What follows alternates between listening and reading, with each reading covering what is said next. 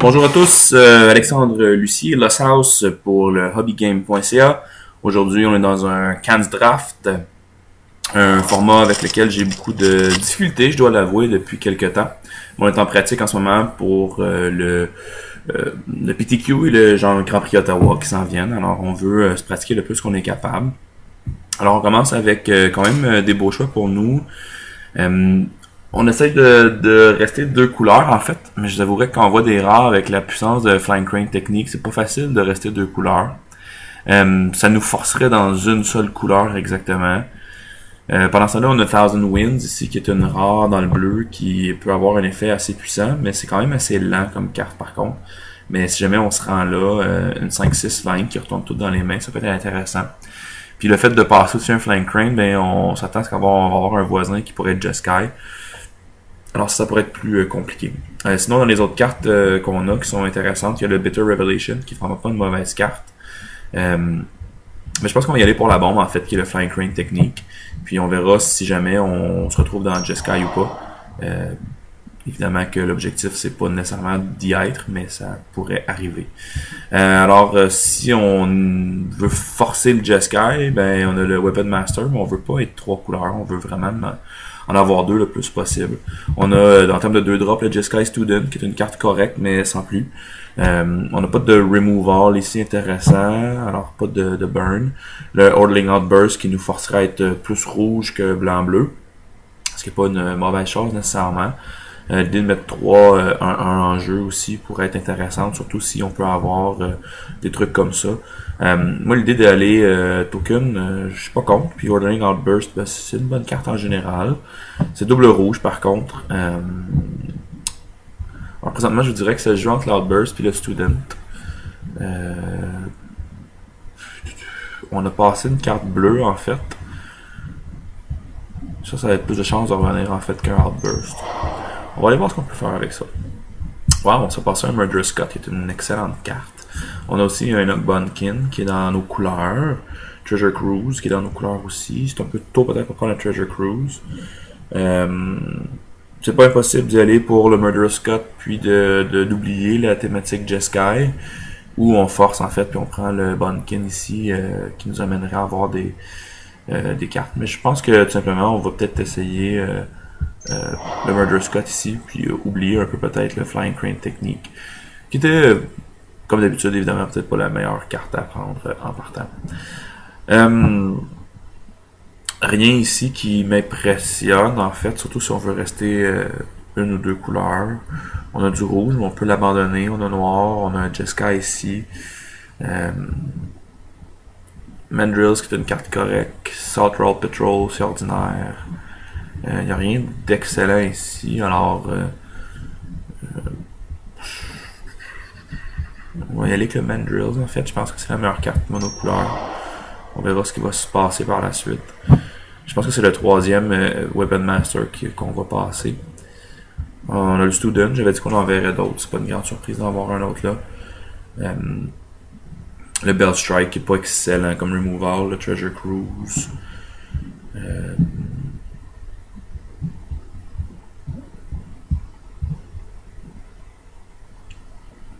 On est vraiment all over the place là, en termes de couleurs en ce moment. On est vraiment... Je prends des bonnes cartes en fait.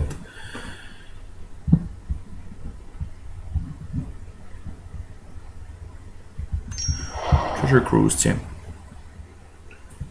Le War Shrieker ici, j'aime bien. Pas de mauvaise carte du tout.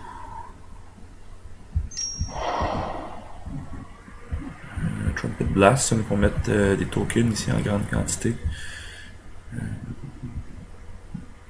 Sinon, en termes d'autres cartes ici, là, ça c'est ordinaire, c'est pas nécessairement bon, c'est pas très bon, c'est pas très bon, c'est correct, c'est correct, c'est correct.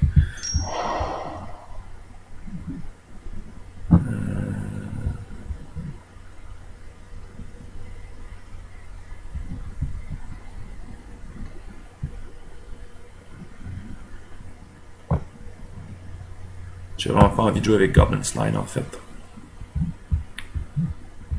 En termes de carte noire, pour aller avec le Murderous Scott. The Revelation est revenu. Rush of Battle.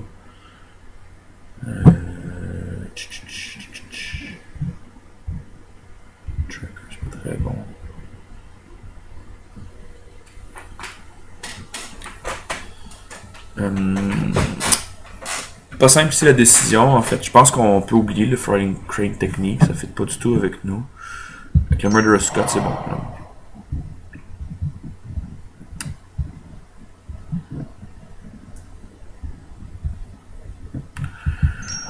Je trouve que bleu resterait ouvert. Un autre Treasure Cruise, j'en jouerais jamais deux. Si on reste noir. Fixing ordinaire, carte qu'on s'en fout et carte qu'on s'en fout. Ok, alors ces deux-là ici, ça s'en va au side. Pas mal sûr que le Flying Crane technique va aller au side aussi. On n'a rien d'autre de vert. Alors des possibilités dans le rouge, dans le noir, dans le bleu. On a une thématique un peu token à date.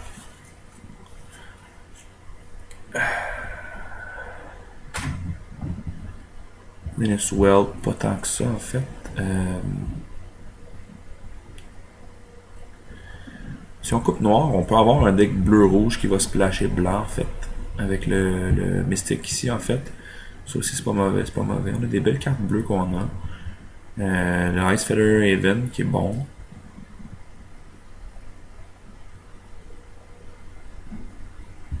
Parce qu'en ce moment dans le rouge, on a le Throttle qui est pas mauvais.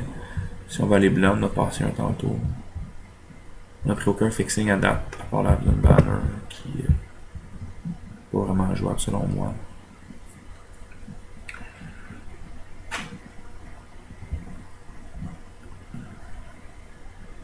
J'aime l'évasion que ça me donne, moi j'aime ça. Des belles cartes ici dans le noir. Bloodsucker, peut-être qu'il n'est pas au mieux dans notre deck par contre. Force Away peut être intéressant. Le drop aussi c'est cool. On a déjà des Treasure Cruise, mais on veut pas avoir trop de cartes ici. Force Away. Wait Whirl c'est bien. Lord Chief c'est bien. Un autre mystique ici peut-être. Ouais, on va des créatures. Moi, je suis pas contre l'idée d'avoir des créatures. Ça pourrait être cool en fait si on joue des Trumpet Blast en fait. On a le War Shrieker encore par contre. Un Wind Scout à 3. Crippling Chill.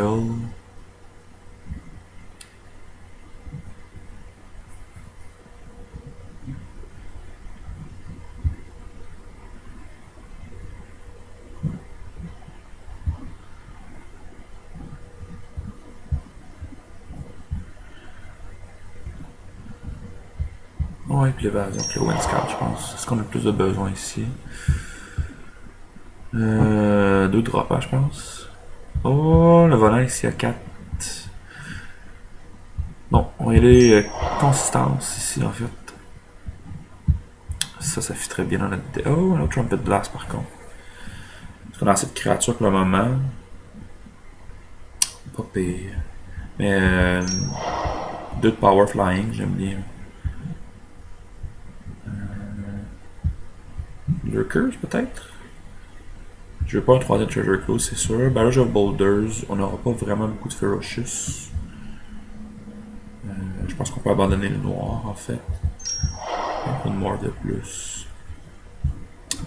J'ai goût de couper l'Absent Guide en fait. Quoi dans notre deck ici, si on peut avoir. Non, je pense pas. Je pense qu'on va simplement couper ça en fait. Jeskai Elder qui est revenu, on est bien content.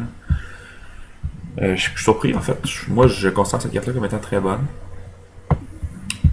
J'ai eu beaucoup de difficultés à jouer contre en fait. Maintenant on est vraiment bleu-rouge en fait. Je pense pas que ça vaut la peine de couper pour ça. On va mettre un sideboard que j'ai pas envie de jouer contre. Alors maintenant on va vraiment ouvrir quelque chose de très fort noir là. On va s'essayer dans le bleu-rouge. Le Water World qui est revenu. Est-ce que ça vaut la peine au-dessus? Ouais, je pense que oui. On va chercher ça. Content que ça soit revenu.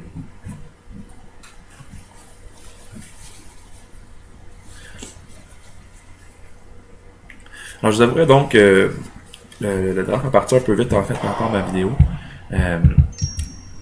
c'est pas le format le plus simple à comprendre. En fait, l'idée de jouer deux couleurs est très importante.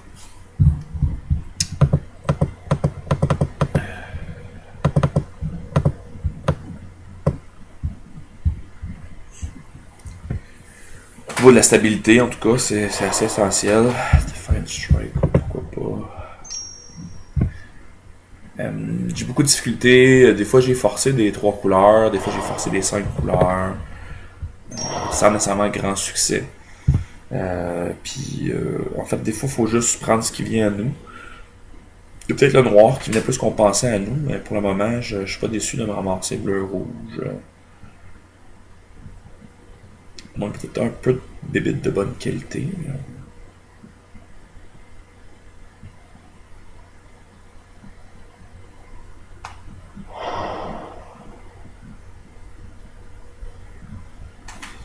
C'est comme ici, le Warden peut être intéressant si on peut aller rechercher un Trumpet Blast, un Living Outburst, un Force Away peut-être. Le Valley Dasher peut être intéressant aussi. Même si je suis pas un très grand fan de cette carte-là. Mais je pense que je vais aller pour le Warden ici. On est récompensé ici avec un Mantis Rider qui est dans la couleur.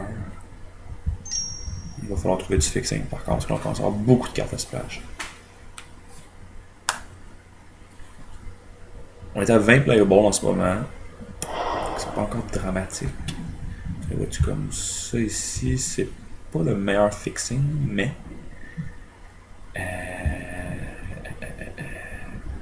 Donc on veut lui pour scrailler. Il y a le Murder Scott qui me dérange de passer honnêtement. Mais si je passe ça, je veux ça. Non, je veux pas ça. En ce moment, c'est fixing ou le scry. Je pense pas qu'on veut le scry. Je pense qu'on est dû pour un petit fix ici. Là.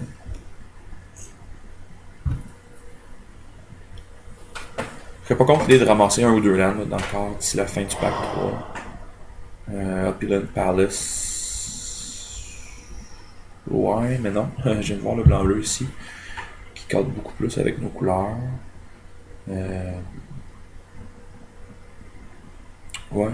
Le Flock peut être intéressant aussi. Ça ralentit l'adversaire. On va aller pour ça ici. Crippling Chill. Qui nous fait piger. Plus que le Trumpet Blast. On en a déjà un, c'est assez. Ça, c'est exactement le genre de carte que je veux.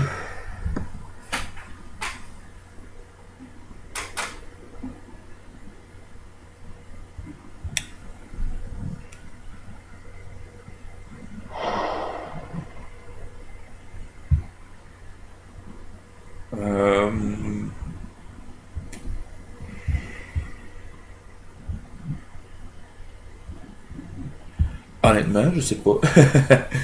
Le Stroke, on en a déjà un. Erase peut-être en side. La banner pour fixer. Je pense pas jouer le Weave Fate non plus. On a encore un manque de créatures. Là. C'est 12 ici au compte, mais c'est comme si on avait 14 en fait. Là. Je prendrais un Jeskai Wind Scout là, en fait. Je serais pas déçu du tout d'avoir un Wind Scout. Bon, ce sera pas le cas. Denial. Ça va mettre sideboard si c'est joué.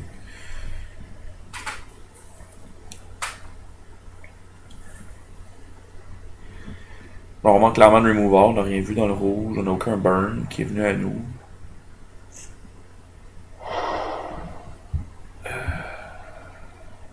Ouais, pourquoi pas.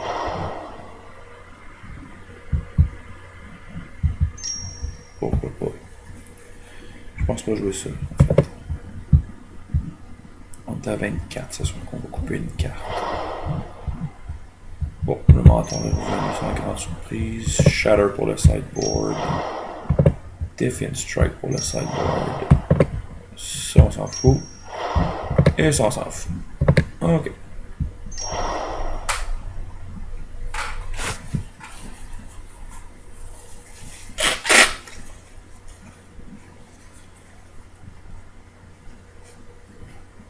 Ça nous donne 25 cartes. Donc, minimum 2, peut-être 3 à couper. 14 créatures, 11 non-creature spell. On a le Jeskai Elder, on a le Jeskai Wind Scout. Et on a les deux Whirlwind Adept ici, là, qui sont Prowess, qui ont avantage à être triggered, là, en fait, au niveau du Prowess.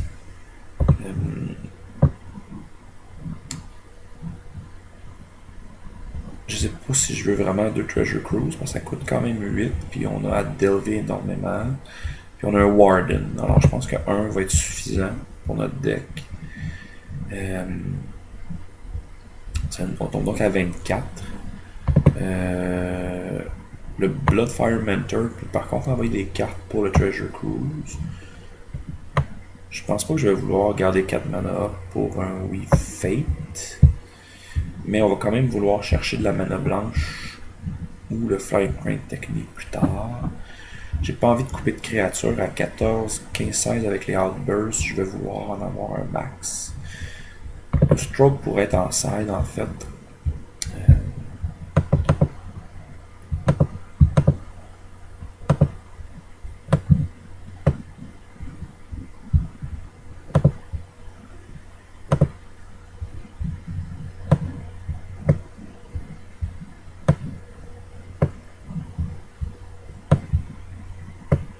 Je vais laisser les Outbursts là par principe.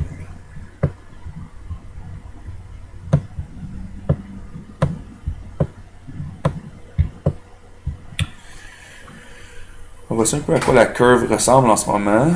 On est à 23. Est-ce que c'est un deck qui veut 23 puis juste 17 lands? On va vouloir se rendre à 6 mana de façon constante. Mais on a quand même un Draw Engine, 2 Draw Engine, 3 Draw Engine qui va nous voler de la mana.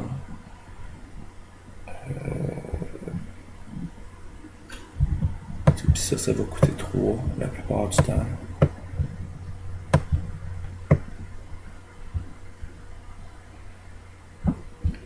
Les 3, on va vouloir le rejouer à 4 ici.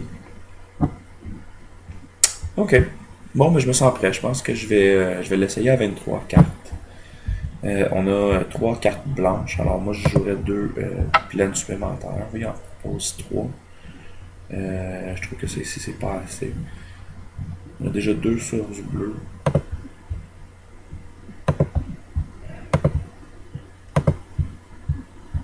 Fait que ça nous donnerait 9 îles, 7 montagnes et 3 plaines.